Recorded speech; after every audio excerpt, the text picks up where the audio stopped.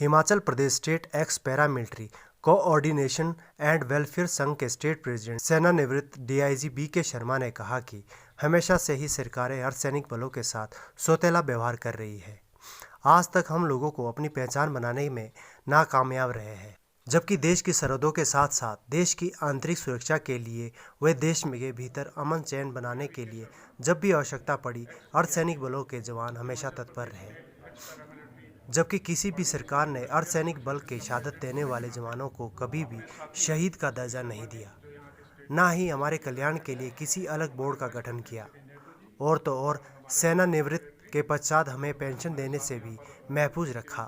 हम यहाँ पर सिरमौर जिले में एक मीटिंग के लिए आए हैं, जिस मीटिंग का जो मतलब है वो ये है कि हमारे एक्स पैरामिलिट्री के जो साथी हैं उनके साथ जो ज्यादतियाँ हो रही हैं उनके बारे में हम सरकार को अवगत करा सकें।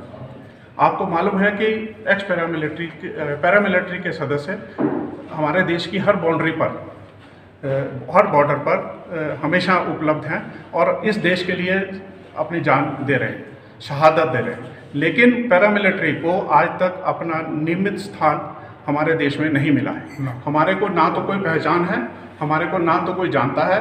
हमारे काम बहुत हैं, ड्यूटियां बहुत हैं, सरकार लेती रहती है, लेकिन पहचान आज तक हम लोगों को नहीं दी गई। शहादत बॉर्डर पे 2 जवान देते हैं, अगर एक आर्मी का है और एक पैरामिलिट्री का है।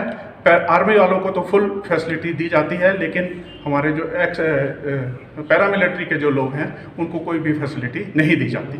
तो ये जो विसंगति है और क्रूरता है गवर्नमेंट की, इसके लिए गवर्नमेंट को जागृत होना है। दूसरी बात, वही जवान जो पैरामिलिट्री का है उसको पेंशन बंद कर दी गई है। क्या वो इंसान नहीं है? क्या उसके परिवार नहीं है? क्या उसके बेटे बेटियां नहीं हैं? और उस जवानी में जब वो शहादत देता है तो उसके परिवार को कौन देखे? आर्मी को सारी फैसिलिटीज़ और पैरामिलिट्री को सेम ड्यूटी देते हुए भी सोशल जस्टिस से छुड़वाया जा रहा है और उसको कोई सोशल जस्टिस उसके लिए नहीं है। एमएलए एमपीज अपने लिए पेंशन रखते हैं, लेकिन इन सदस्यों को आने वाले समय में सोशल सिक्योरिटी नहीं दी जा रही। क्या करेंगे ये आकर घर में? कैसे रहेंगे? अपने जीवन चर्या को कैसे आगे बढ़ाएंगे? किसी को मालूम नहीं। सीजीएचएस की फैसिलिटीज़ दुनिया भर में सारे हॉस्पिटलों में दुनिया को फैसिलिटीज़ हैं, लेकिन सेंट्रल गवर्नमेंट एम्प्लॉयज़ को सीजीएचएस की फैसिलिटी इस स्टेट में ना के बराबर है। शिमला में एक डिस्पेंसरी सीजीएचएस की खोली गई है। पूरा हिमाचल, जिसमें चंबा, पांगी, भरमौर, किन्नौर दूरगामी क्षेत्र आते हैं और इवन सिरमौर के दूरगामी क्षेत्र आते हैं। आप बताइए कि एक आदमी जब बीमार होगा वो शिमला की डिस्पेंसरी में कब जाएगा, कैसे जाएगा, कितने पैसे उसके आने जाने में लगेंगे, कितने उसके रहने में लगेंगे, कब वो दवाई का कार्ड चंडीगढ़ से बनाएगा और शिमला जाएगा, कैसे जाएगा, क्या करेगा, किसी को मालूम नहीं। हजारों रुपए उसके खर्च हो जाएंगे छोटी सी बीमारी के पीछे, और उसको कोई फैसिलिटी उसके लिए नहीं है। हम स्टेट गवर्नमेंट से बार बार आग्रह कर रहे हैं कि वो अपने स्टेट हॉस्पिटलों के मार्फत फ्री डिस्पेंसरी जो सुविधा है वो इन सेंट्रल गवर्नमेंट के जो पैरामिलिट्री के जो एक्स पैरामिलिट्री के सदस्य हैं इनको दिलवाई जाए और आपस में government to government book adjustment की जाए। ये क्यों नहीं हो रहा है आज तक? क्यों डिस्पेंसरियां जो सरकार ने पहले से भी मान ली गई हैं वो क्यों नहीं खुल रही हैं? ये हमारी समझ से बाहर। इसके अलावा शहादत और शहीदों का दर्जा जो हमारे सैनिकों को आज तक नहीं मिल रहा है वो कब मिलेगा, कैसे मिलेगा? और हमारे सम्मान, हमारे जो जवान जो सम्मान के हकदार हैं उनको वो सम्मान कब मिलेगा, उनकी फैमिलीज़ को वो सम्मान कब मिलेगा? हमारी पैरामिलिट्री के सदस्य देश की जो विभिन्न समस्याएं हैं उसके ऊपर वो जगह जगह काम करते हैं।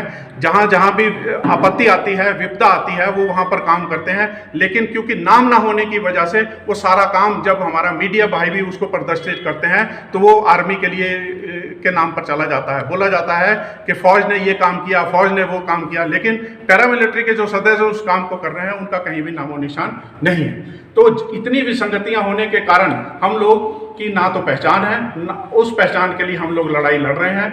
हमारी कैंटीन फैसिलिटीज़ जो पहले हमको वैट्स के साथ जो सुविधा थी उससे मुहैया कराई जाती थी, सस्ती सामान की सुविधाएं, वो अब सरकार ने हटा ली गई हैं जीएसटी आने के बाद, और उसकी वजह से हमको कैंटीन की मूलभूत सुविधाओं से भी वंचित कर दिया गया है। 1000 बार गवर्नमेंट से रिक्वेस्ट की जा रही है कि आप जीएसटी काउंसिल में करिए और जीएसटी काउंसिल से जैसे आपने आर्मी को छूट दी है हम लोगों को भी छूट दीजिए।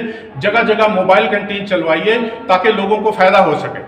अर्धसैनिक बोर्डों का कोई गठन आज तक नहीं किया गया है। सरकार ने, हिमाचल सरकार ने एक वेलफेयर बोर्ड बनाया है, सैनिक कल्याण बोर्ड बनाया है पैरामिलिट्री सदस्यों के लिए, लेकिन उसके हेड जो हैं आर्मी और पुलिस के सदस्य, जिसकी वजह से कोई भी ना तो मीटिंग होती है ना उसकी कोई फैसिलिटी हमारे लोगों को मिल रही है।